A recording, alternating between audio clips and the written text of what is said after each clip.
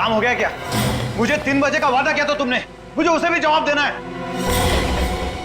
मैं वक्त का बहुत पक्का आदमी हूँ। ये लो अपनी घड़ी, देख लो सब कुछ ठीक है या नहीं।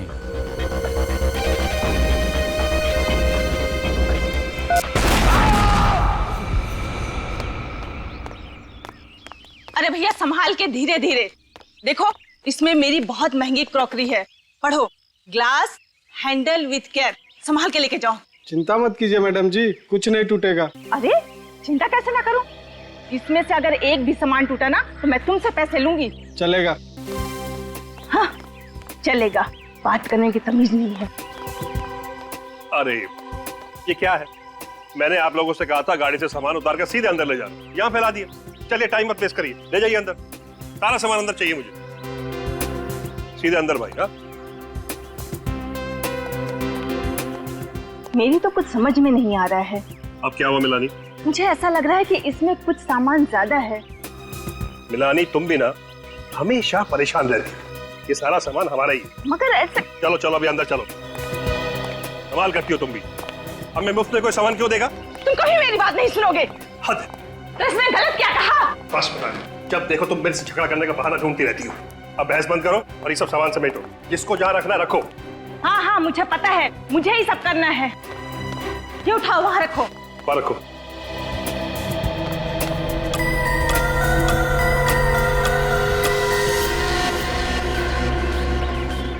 चलो चलो जल्दी लाओ सामान सब।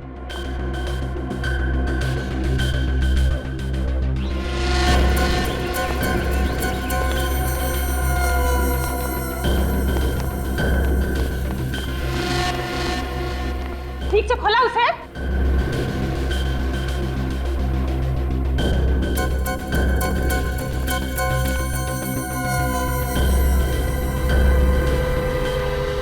आप? जी मैं आरटीवी टेलीफोन एक्सचेंज से आया हूँ, आपके यहाँ ये टेलीफोन लगाना है। अच्छा आई कार्ड है आपके पास? हाँ जी।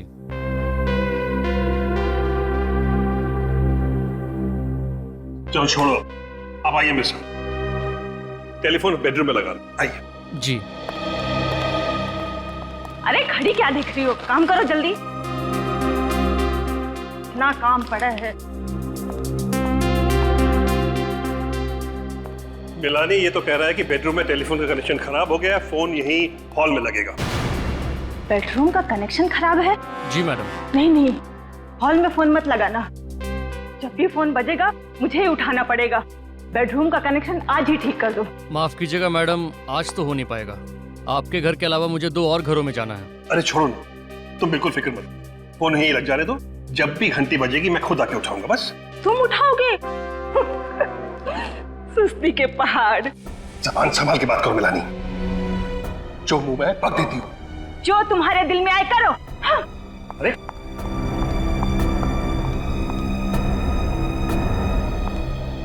छोड़िए, कुछ भी बक देती है। आप प्लीज अपना काम कीजिए।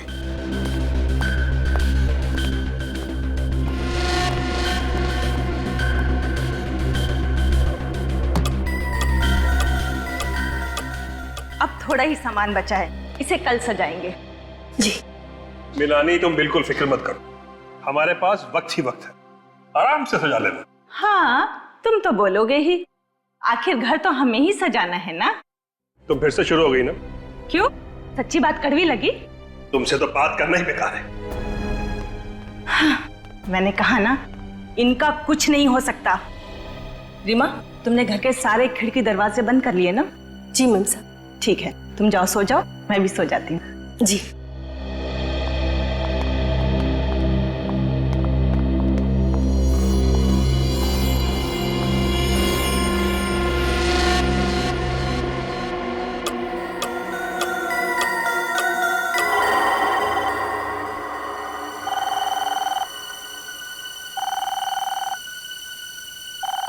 फोन की घंटी।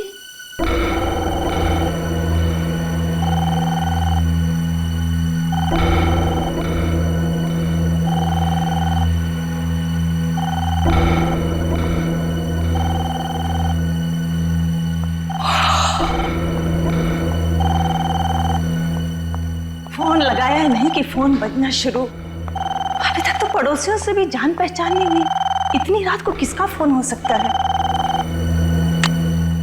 हेलो मिलानी, मिलानी ये क्या हो गया? सब खत्म हो गया। मिलानी, काश काश मैं गया होता वो फोन उठाने तो ये सब कुछ नहीं होता। मिलानी, तुम जैसी भी थी मेरी पत्नी थी। मिलानी, तुम मेरी पत्नी थी। कैसे हुए इसे? कुछ नहीं पता साहब। मैं और मिलानी बेडरूम में सो रहे थे, फिर अचानक फोन की घंटी बजी। मिलानी फोन उठाने गई, फिर अचानक जोर से धमाका हुआ। मेरी नींद खुली, भागता बाहर आया, तब तक सब कुछ खत्म हो चुका था। खत्म हो चुका था सब कुछ। आप उस वक्त बेडरूम में थे? जी हाँ। और आप कहाँ थी? मैं रसोई घर में थी साहब, मैं भी सो ही रही थी। फोन की घंटी सुनाई नहीं दी आपको? नहीं साहब। सही है, देखिए फोन की हालत देख के तो नहीं लगता कि फोन के अंदर बॉम्ब लगाया गया होगा। तो ये बॉम्ब किस चीज में रखा गया होगा? अब कितने बजे थे जब बम फूटा? जी 2 बजे थे साहब। हाँ, 2 बजे के आसपास। 2 बजे थे? जी साहब। 2 बजे फोन की घंटी बजती है और 2 बजे धमाका होता है। इस धमाके का और इस फोन के घंटी का आपस में कोई ना कोई कनेक्शन है। आप लोग दोपहर को ही आए थे ना यहाँ पे? जी हाँ, 1 बजे। और ये सारा सामान आप लोग अपने साथ लेके आए थे? जी। अच्छा, आप लोगों को अपने सामान में कुछ अजीब लगा? कोई सामान जो आप लोगों का नहीं हो? साहब मुझे तो सब कुछ ठीक लग रहा था, लेकिन मिलानी बार बार एक बात बोल रही थी, सामान कुछ ज्यादा है, सामान कुछ ज्यादा है। सामान ज्यादा है? अच्छा ये बताइए कि पूरे दिन में कुछ भी ऐसा हुआ जो आपको अजीब सा लगा? अजीब? वो टेलीफोन वाला आदमी साहब। हाँ, वो टेलीफोन वाला आया था कनेक्शन के लिए। पहले वो बेडरूम में गया, उसने बोला वहां पॉइंट खराब है, फिर आके उसने यहाँ उसने कनेक्ट किया। पॉइंट खराब है?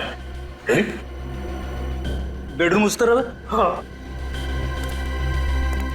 अच्छा, ये टेलीफोन वाला कितने बजे आया था? हमारे आने के कुछ टाइम बाद ही आया था। मतलब आप लोग यहाँ पे पहुंचे और उसी वक्त तो टेलीफोन वाला भी आया? जी। कमाल है। वही तो मैं भी सोच रहा हूँ सर। लेकिन उसे तो आपने ही बुलाया ना? नहीं नहीं, हमने नहीं बुलाया उसे। फिर आपने उसे घर में घुसने क्यों दिया? हमें लगा शायद हमारे एजेंट ने उसे भेजा होगा। नाम क्या था इस टेलीफोन वाले का? नाम? सर, टेलीफोन वाले ने झूठ बोला था सर।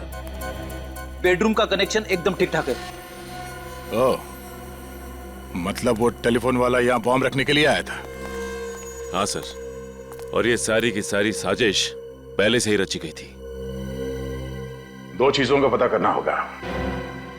एक तो ये बॉम्ब किस चीज में रखा गया था, और दूसरा वो फोन कॉल किसने किया था। आप जरा अपने एजेंट का नाम और सेल नंबर दीजिए हमें। इस बार हम 3 महीने का किराया एक साथ ही लेंगे। यस, हम लोग सीआईडी से। जी कहिए, क्या मदद कर सकते हैं हम आपकी? रोजविला तुम लोगों ने किराए पर दिया है ना? रोजविला मड़ वाला? हाँ भाई, तुम दोनों ने ही किराए पे दिया था ना वो विला, प्रतीक और मिलानी को। हाँ, हमने ही किराए पे दिया था रोज विला, मगर प्रतीक और मिलानी को नहीं सर। अच्छा, एक मिनट, क्या कहा तुमने? प्रतीक और मिलानी को नहीं? नहीं सर। अरे तुम लोगों ने ही दिया था ना 5 साल के किराए पर वो बंगला, वो रोजविला, प्रतीक और मिलानी को। ये कैसे हो सकता है सर? और कल रात उसी विला में बम फटने के कारण प्रतीक की बीवी मिलानी की मौत हो गई। क्या? ये क्या कह रहे हैं सर आप? सच्चाई यही है। हम पर विश्वास कीजिए सर, हमारे पास सारे रिकॉर्ड्स हैं। रोजविला तो हमने कानपुर में रहने वाले महंत और नताशा को किराए पे दिया था।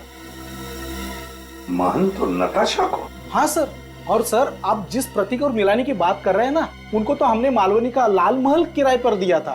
करण, तुमने क्या गड़बड़ी कर रखी यार? सारे पेपर्स तो तुमने ही बनवाए थे ना। अभी तुम मुझे जवाब दो। सर, मुझसे ही गलती हो गई शायद। दोनों लोग एक ही दिन मुंबई आ रहे थे और दोनों को घर लेने की इतनी जल्दी थी कि बंगलो देखे बगैर डील पक्की कर दी। बकवास मत करो। आजकल के जमाने में कोई प्रॉपर्टी देखे बिना डील करता है क्या? और इस केस में एक नहीं दो लोग, प्रतीक और महंत, बिना घर देखे वहां रहने चले जाएंगे। सर उन्होंने कहा कि वो किसी समस्या में उलझे हुए हैं, वो बंगला देखने नहीं आ सकते और अच्छा किराया भी देने के लिए तैयार थे, इसलिए हमने भी ज्यादा सवाल नहीं पूछे। सर इसीलिए कागजात बनाते वक्त मुझसे गलती हो गई और जल्दबाजी में बंगलों की अदला बदली हो गई। जल्दबाजी में बंगलों की अदला बदली हो गई। और वो बॉम्ब, रोज विला में जो बॉम्ब था, उसके बारे में क्या जानते हो? सर उस बम विस्फोट के बारे में हम कुछ नहीं जानते। ये रोज विला का असली मालिक कहाँ है? सर वो बेंगलोर में रहते हैं, वो पार्टी से मिले भी नहीं, उन्होंने पेपर साइन करके भिजवा दिए। ये कैसे समझौता है? बंगलों का मालिक किराएदार की जांच पड़ताल नहीं करता है, किराएदार बंगलो देखे बिना वहां रहने चला जाता है, ऐसा कभी होता है क्या? और एक बात बताओ, वो टेलीफोन वाला जो रोज विला में गया था, तुमने ही भेजा था उसे? नहीं सर। तो फिर किसने भेजा? सर रोजविला में तो टेलीफोन का लाइन हमने 15 दिन पहले शुरू कर दिया था, तो हम क्यों भेजेंगे टेलीफोन लाइन वाले को? तुम्हें कुछ नहीं मालूम है, सब पता चल जाएगा। सर ये रोज विला में महंत और नताशा रहने जाने वाले थे, तो इन लोगों से भी पूछताछ कर ही लेते हैं सर। हाँ मिलते हैं महंत और नताशा से, लेकिन अभिजीत पता लगाना पड़ेगा ये टेलीफोन वाला है कौन जो रोज विला में गया था। किस लिए गया था ये रोज विला में टेलीफोन वाला? राकेश, ये कुल मिलाकर 50 डिफॉल्टर्स हैं। एक काम करो, इन सब के पास एक आखिरी नोटिस भेजो और उसके बाद इनकी लाइन डिस्कनेक्ट कर देना। ठीक है सर।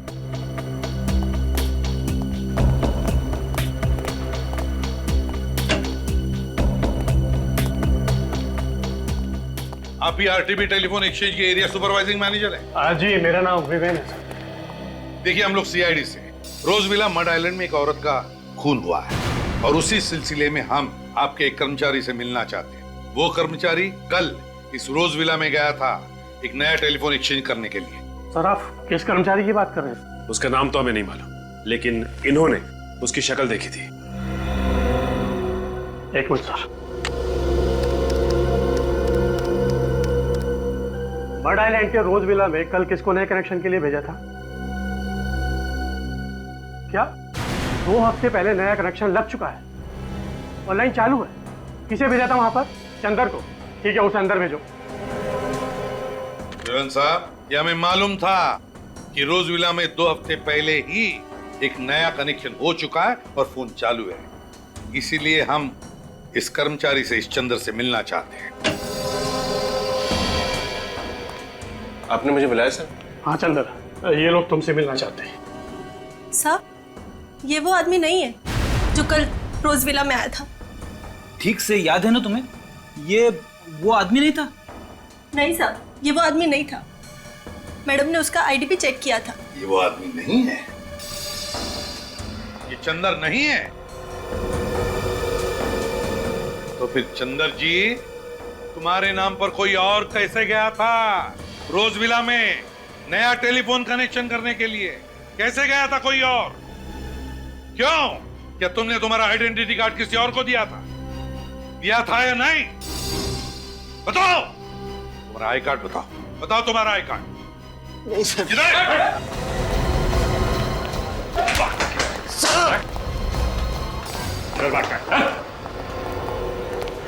बताओ, बताओ कौन गया था तुम्हारे नाम पर? कौन गया था चंदर बनकर? जल्दी बता। सब मुझे उसका नाम नहीं मालूम साहब। कैसे नहीं मालूम? जल्दी बता, बता कौन है वो? क्या जानता है उसके बारे में तुम? मैं उसे ज्यादा नहीं जानता साहब, बस सिर्फ 1 हफ्ते से मैं उसे टेलीफोन एक्सचेंज के बाहर देखता था साहब। उसने मुझसे दोस्ती की, अपना प्लान बताकर मुझे अच्छे पैसे दिए साहब, ताकि मेरा मुंह बंद रहे। और क्या जानता है उसके बारे में? वो मुझसे मिलने के बाद अक्सर रिक्शा पकड़ता था साहब। रिक्शा पकड़ता था? और क्या कहता था रिक्शा वाले को? कहाँ जाना है कहता था? चारकोप।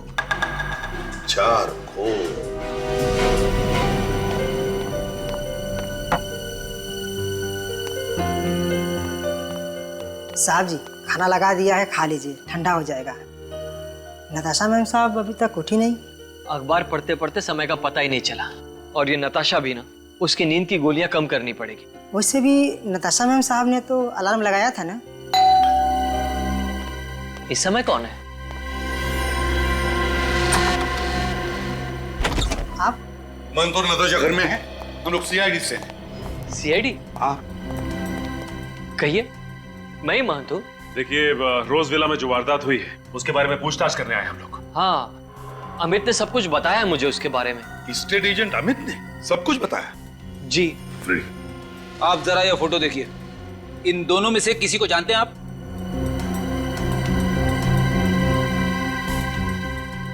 नहीं। नहीं। मांझी, ये मिलानी और प्रतीक है। जिस रोज विला में आप दोनों रहने जाने वाले थे, आपकी जगह ये गए और फिर आपको पता है क्या हादसा हुआ। ये प्रतीक और मिलानी है। ये सब उस दूसरे एजेंट करण की गलती की वजह से हुआ है। न वो बंगलों की अदला बदली करता और नहीं ये सब कुछ होता। लेकिन मांझी, बात अलग है। हमें शक है कि रोज विला के बॉम्ब फटने से मिलानी की जो मौत हो गई, वो बॉम्ब प्रतीक और मिलानी के लिए नहीं बल्कि आप दोनों के लिए था। आप लोगों के लिए। कि हम लोगों के लिए? जी हाँ। लेकिन हमें कौन मारना चाहता है? नताशा कहाँ है? आपकी बीवी कहाँ है? नताशा वो तो सो रही है। गॉड, 2 बज गए और अब तक सो। नताशा! नताशा! नताशा! नताशा! नताशा! नताशा! छोड़ दीजिए मुझे, छोड़ दीजिए मुझे नताशा के पास जाना है। मांझी, मांझी, थोड़ा आप नताशा के पास नहीं जा सकते। अगर आप गए तो एविडेंस होगा तो नष्ट हो जाएगा। प्लीज, हम आपका दुख समझें। प्लीज सचिन, फ्रेडी, देखो जरा गौर से, अच्छी तरह से देखो क्या मिलता है। नताशा।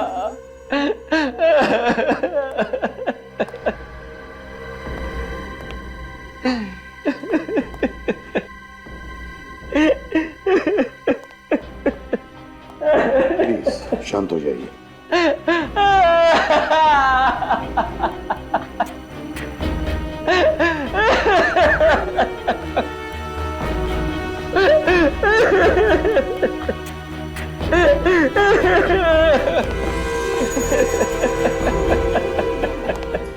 सर, घड़ी के टुकड़े, अलग अलग घड़ियों के। इतने सारे घड़ियों के टुकड़े? मांझी, नताशा के कमरे में इतनी सारी घड़ियां कैसे? नताशा को नींद से उठने में तकलीफ होती थी, इसीलिए उठने के लिए वो 3-3 घड़ियों में अलार्म लगाती थी। 3-3 घड़ियों? तो कहीं बॉम्ब इन घड़ियों में तो नहीं फिट किया गया था? बात बताइए, क्या ये घड़ियां नताशा ने खरीदी थी? जी हाँ। कहाँ से खरीदी थी, आप बता सकते हैं? यही पास ही में एक दुकान है, नीड्स नाम की, वहीं से खरीदी थी। नीड्स? जरूर इन घड़ियों में कुछ गड़बड़ है। मिल गया। अरे साळुंखे, क्या पता चला? जरा हमें भी तो बता। अरे बॉस, सारा फर्नीचर इतना तहस नहस हो गया है कि मुझे फर्नीचर का एक एक टुकड़ा बहुत अच्छी तरह से चेक करना पड़ा, ये पता लगाने के लिए कि आखिर ये बॉम्ब बना किस केमिकल से। ये देखो, ये है उस केमिकल का कार्बन चेन। कौन सा केमिकल है? सेस्पेक्स टॉक्सिन। सेस्पेक्स टॉक्सिन? हाँ, वैसे तो और भी केमिकल्स मिले मुझे, लेकिन ये सेस्पेक्स टॉक्सिन केमिकल सबसे ज्यादा मात्रा में मिला। अब बॉस, ये सेस्पेक्स टॉक्सिन सबसे ज्यादा इस घड़ी पर मिला है। इतना ही नहीं, इस घड़ी पर मुझे उस बॉम्ब के डेटोनेटर के अंश भी मिले। इस घड़ी के टुकड़ों पर से? इसका मतलब है कि बॉम्ब घड़ी के अंदर फिट किया गया था। सर, कहीं ये घड़ी भी उन सामानों में से तो नहीं जिसे मिनाली ज्यादा सामान कह रही थी? हो सकता है। फ्रेडी, सचिन, काम करो, ये घड़ी के जितने भी टुकड़े हैं इन्हें जोड़ने की कोशिश करो। अब समझ में आ रहा है सर। जैसे इस घड़ी में 2 बजे इस घड़ी के अंदर रखा गया बॉम्ब ट्रिगर हुआ और फट गया। सर, ये कोई इत्तेफाक नहीं है कि रात 2 बजे फोन की घंटी बजती है, मिलानी उस फोन को उठाने के लिए हॉल में आती है और उसी वक्त बॉम्ब फट जाता है। हाँ अभिजीत, एक बहुत बड़ी साजिश है ये।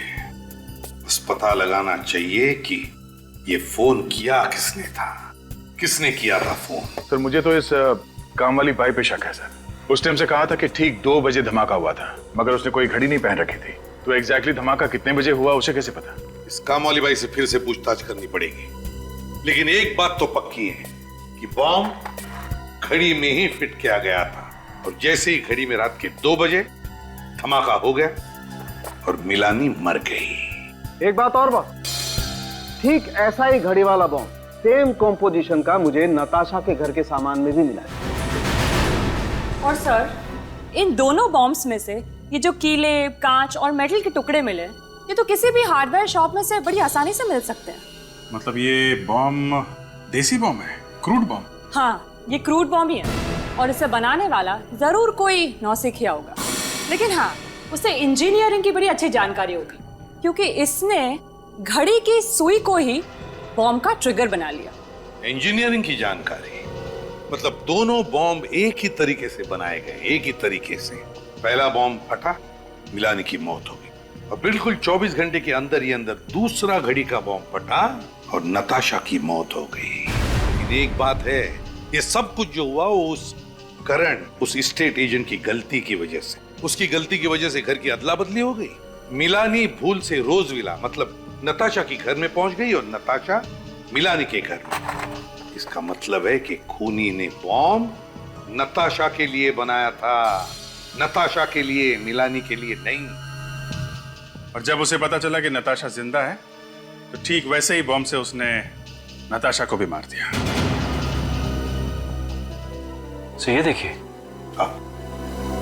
इस घड़ी के इस टुकड़े पे स्टिकर लगा हुआ है, लेकिन कुछ समझ में नहीं आ रहा कि क्या लिखा है इस पे। 1 मिनट में देखूं।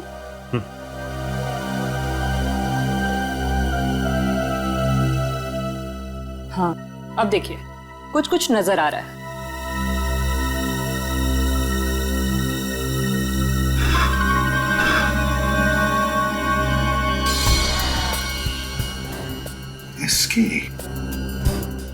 एसके, कैसा नाम है ये? एसके, कहीं ये कोई कंपनी तो नहीं जहां पर एक घड़ी बनी है, या फिर कोई दुकान जहां से ये घड़ी खरीदी गई है? ठीक से साफ सफाई करो। ये देखो कहां पे धब्बे लगे, पोंछो इसे। एक्सक्यूज मी जी, कहिए सर। जरा ये स्टिकर देख, एसके, ये आपकी दुकान का है? एसके, जी हाँ सर। सर ये स्टिकर तो मेरे दुकान का ही है सर। और तो और ये जो घड़ी का टुकड़ा है, इस घड़ी को तो मैंने पिछले हफ्ते ही बेचा था सर। आपकी इस घड़ी में एक हथियारे ने बॉम्ब फिट किया था और उस बॉम्ब के फटने से एक औरत की मौत हो गई। ये क्या कह रहे हैं सर आप? बिल्कुल ठीक कह रहे हैं। आपको याद है किसको बेची थी आपने ये घड़ी? हाँ सर, एक आदमी आया था सर इसे खरीदने के लिए। ये देखो, वो आदमी ये था। हाँ सर, ये तो वही आदमी है सर। अच्छा, इसका नाम पता कुछ मालूम है आपको? नहीं सर, ये तो नहीं पता। कुछ और बता सकते हैं इस आदमी के बारे में? हाँ सर, याद आ गया। घड़ी खरीदते वक्त वो किसी से फोन पे बात कर रहा था सर। किससे किससे बात कर रहा था सर? ये तो पता नहीं। अच्छा, आपने उसकी बातें सुनी? क्या कह रहा था, कुछ याद है?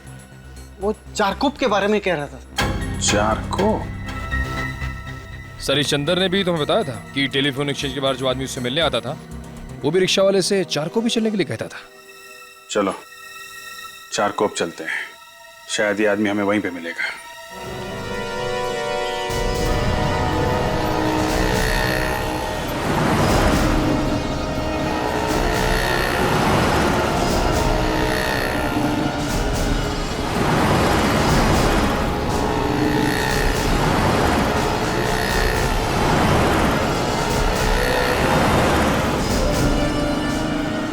सर कुछ नहीं पता चला। सर उधर किसी को कुछ नहीं पता। कमाल है। एक दुकान सामने है, उससे पूछते हैं।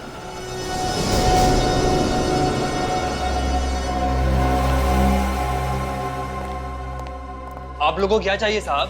हमारे सेठ बाहर गए हुए हैं। बाहर गए? जी साहब। कोई बात नहीं। आप जरा ये स्केच देखो। इस आदमी को देखा यहाँ आसपास? ये तो हमारे सेठ की तरह लग रहा है साहब। ये हमारे सेठ ही हैं। ये तो इनके सेठ निकले। खुद की इतनी बड़ी दुकान है। क्या नाम है तुम्हारे सेठ का? मकरंद साहब। मकरंद? जी साहब। निखिल, जरा वो टुकड़ा दिखाना इन्हें। ये देखिए।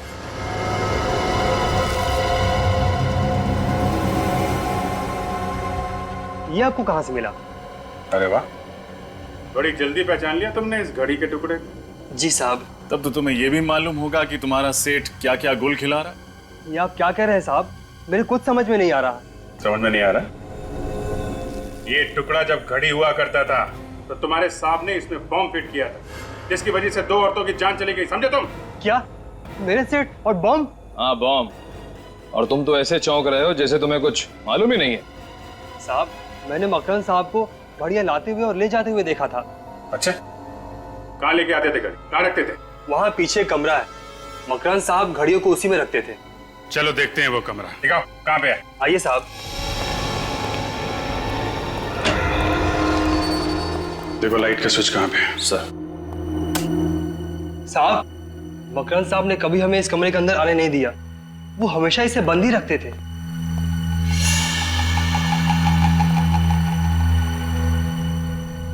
My God.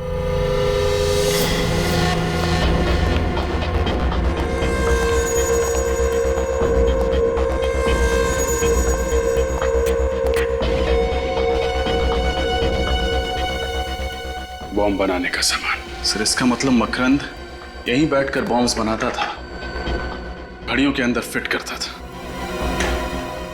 क्या ये सब? यहाँ इतना सब कुछ चल रहा था और तुम लोगों को कुछ पता नहीं चला? घड़ियां तो हमने देखी थी साहब, लेकिन उसके अंदर मकरन साहब ने क्या हेरा फेरी की ये हमें मालूम नहीं पड़ा। सर ये देखिए, ये तो रोज विला की फोटोज है। यस सर, बंगलो खाली है और सारी तस्वीरों में बंगलो का अंदर का हिस्सा दिख रहा है और ये सारी तस्वीरें हर तरफ से ली गई हैं। पर सर, खाली बंगलों के अंदर की तस्वीरें खींचने का क्या मतलब हो सकता है? मतलब ये निखिल की प्रतीक और मिलानी के रोज विला में जाने से पहले मकरंद उस बंगलो में गया और वो घड़ी बम कहाँ पे फिट करना है वो जगह तय कर ली। सर लेकिन बंद पड़े हुए बंगलों के अंदर जाकर तस्वीरें खींचना ये कैसे मुमकिन हुआ होगा? मतलब इस मकरंद के पास रोज विला की चाबी थी, किसी जान पहचान वाले ने उसे चाबी दी होगी, मगर किसने? वैसे तुम्हारे मकरंद साहब गए कहाँ हैं?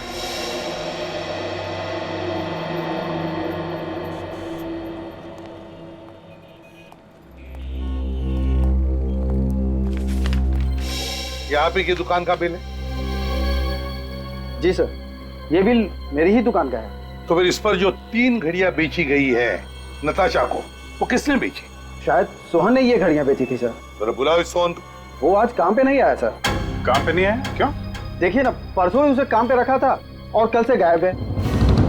परसों काम पे रखा, परसों उसने घड़ियां बेची और कल से काम पे नहीं आ रहा है। कमाल है सर। लेकिन सर, जो घड़ियां नताशा जी को उसने बेची थी वो हमारे स्टॉक में थी ही नहीं। क्या मतलब है आपका? वो घड़ियां सर, घड़ियां। मैंने उसे पूछा भी कि वो घड़ियां कहाँ से लाया, तो उसने बताया कि हमारे स्टॉक में ही पड़ी थी। अगर तुम्हारे स्टॉक में नहीं थी तो फिर तुमने माना कैसे? अब सर, नताशा जी को वो पसंद आ गई थी, माल बिक रहा था, पैसे आ रहे थे, तो मैंने बहस नहीं की। तुम्हारी इस लापरवाही की वजह से क्या हुआ मालूम है? नताशा की मौत हो गई। Sorry sir.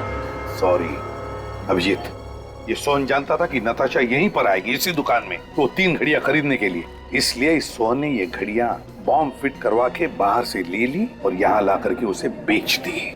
मतलब सब कुछ पहले से ही तय था? हाँ, सब कुछ पहले से ही प्लान था। सोहन का पता है तुम्हारे पास? जी सर, उसने जिस नंबर से मुझे फोन किया था वो नंबर मेरे मोबाइल में होगा। नंबर दो जरा। जी, 03622 91919। 919 जी। सब क्या हुआ? ये नंबर तो स्टेट एजेंट करण का है। करण का? हाँ सर, उस दिन जब हम लोग ऑफिस में गए थे तो मैंने उससे नंबर ले लिया था। लगाओ इसे, देखते हैं।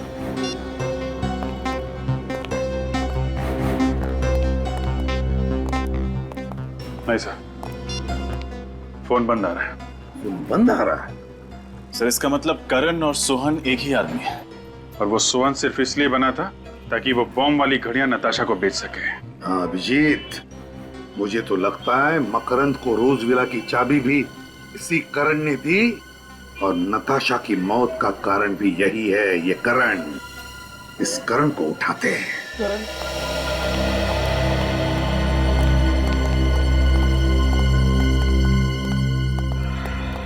आप लोग? करण कहाँ है? आपको मालूम नहीं सर? क्या मालूम नहीं? करण की आज सुबह मौत हो गई। क्या? करण की मौत हो गई आज सुबह? कैसे? एक्सीडेंट, ट्रक ने उसे उड़ा दिया। वो हॉस्पिटल तक भी नहीं पहुंच पाया बेचारा। एक्सीडेंट या खून? क्यों एक्सीडेंट या खून? अभिजीत, मुझे तो यही लगता है ये एक्सीडेंट नहीं खून है। खूनी को पता चल गया कि हम करण को उठाकर उससे सच उगलवा लेंगे, तो उसने उसका खेल ही तमाम कर दिया। अच्छा ये बताओ, ये जो बंगलो आपस में बदले थे, ये गलती सिर्फ करण की थी या फिर? नहीं सर, वो सिर्फ करण की वजह से हुई थी। फिर भी तुम कुछ जानते हो, हमें पता है। क्या जानते हो बताओ जल्दी। देखो घबराओ मत, सच सच बताओ तो तुम्हें कुछ नहीं होगा, कोई कुछ नहीं करेगा तुम्हें। बताओ क्या जानते हो। देखिए सर, वो पिछले 2 दिन से काफी डरा हुआ है। उसके मन में कोई राज था। राज? कैसा राज? वो राज बताने से पहले उसकी मौत हो गई। क्या जानता था ये करण जिसकी वजह से उसकी मौत हो गई? करण के घर की तलाशी लेते हैं सर। सर वो इतना डरा हुआ था कि 2 दिन से ऑफिस में ही सो रहा था। क्या? 2 दिनों से वो ऑफिस में ही सो रहा था? वो घर गया ही नहीं? घर गया ही नहीं। करण 2 दिनों से घर गया ही? ये क्या है अभिजीत? पिछली बार जब हम यहाँ आए थे तब तो ये पेंटिंग नहीं थी, है ना? हाँ सर, ये 2 दिन पहले ही खरीदी है। किसने? करण ने। 2 दिन पहले करण ने ये पेंटिंग खरीदी? 2 दिन पहले? है ना बड़ी अजीब बात। एक आदमी जिसके सिर पर मौत मंडरा रही है, जो 2 दिन से डर के मारे अपने घर नहीं जाता लेकिन ऑफिस में सोता है, वो आदमी 2 दिन पहले ये पेंटिंग खरीदता है। क्यों क्यों खरीदता है ये पेंटिंग? है अच्छी है पेंटिंग, लेकिन है क्या इसमें जो करण ने इसे खरीदी? खोलकर देखे क्या?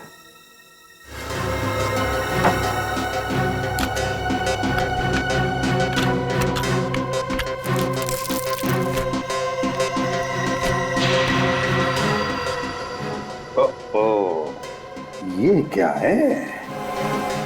Blank envelope. कुछ है इस एनवलप में।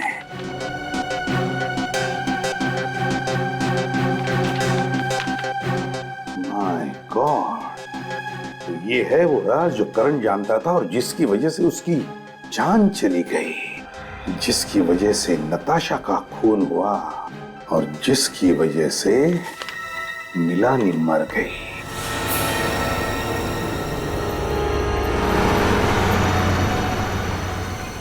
सोलापुर की इतनी सारी बसें निकल गई, लेकिन ये मकरंद अब तक दिखाई नहीं दिया। सर कहीं उसे पता तो नहीं चल गया कि हम लोग आने वाले हैं? देखते हैं, इंतजार करते हैं। और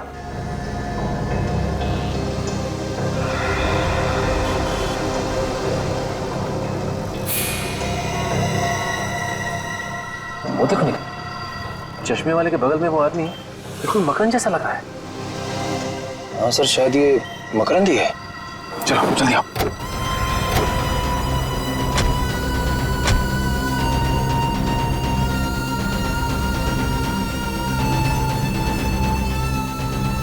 मिस्टर मकरंद। कौन हो तुम लोग और मेरा नाम कैसे जानते हो? मकरंद बाबू, हम लोग सीआईडी से। सीआईडी? अगर आप लोग सीआईडी से हैं तो मैं इसमें क्या कर सकता हूँ?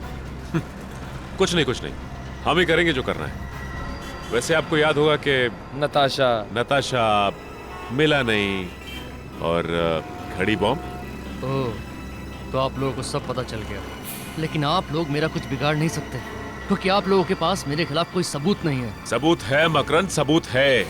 करण मरने से पहले तुम्हारी काली करतूतों का चिट्ठा एक कागज पे लिख कर गया था, और वो कागज का टुकड़ा हमारे पास है, सीआईडी के पास। अब चुपचाप अपना जुर्म कबूल कर लो, वरना भागता किधर है?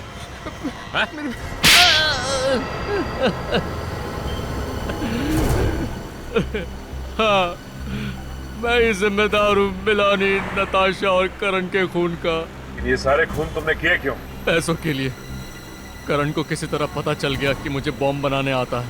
बस उसने मुझे ढूंढ निकाला और कहने लगा कि एक आदमी है जो मुझे घड़ी बम बनाने के लिए मुंह मांगी रकम देगा। और फिर तुमने बड़ी सफाई से तो फोन मिलानी के घर के हॉल में फिट कर दिया ताकि फोन उठाने आए और उसकी मौत हो जाए। हाँ।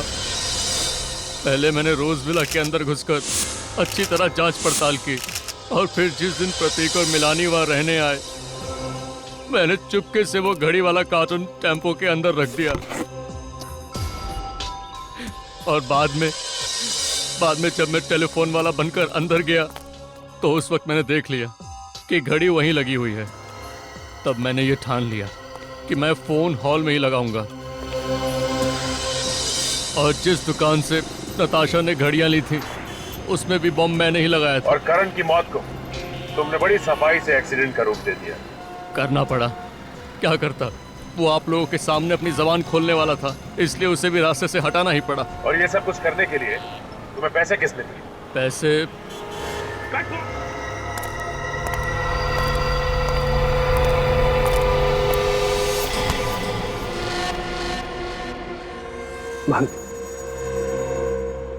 सारा प्लान चौपट हो गया है। सीआईडी ने पूरा खेल बिगाड़ कर रख दिया है, लेकिन मैंने अपना वादा पूरा किया। मैंने भी अपना वादा पूरा किया। आज के बाद हम लोग भूल जाएंगे कि हम लोग एक दूसरे को कभी जानते भी थे। चलो, अलविदा। प्रतीक, नहीं, बैग को हाथ मत लगाओ। पीछे हटो। बैग खोलना नहीं, पीछे हटो। संभाल के।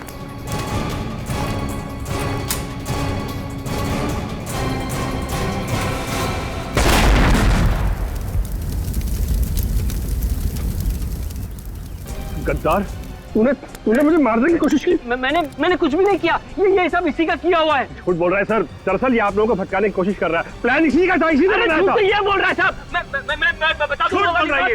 अरे कमाल कर रहा है। मैंने कुछ नहीं किया साहब। मेरा ये झूठ बोल रहा है। इसने क्या किया और क्या नहीं अभी पता चल जाएगा।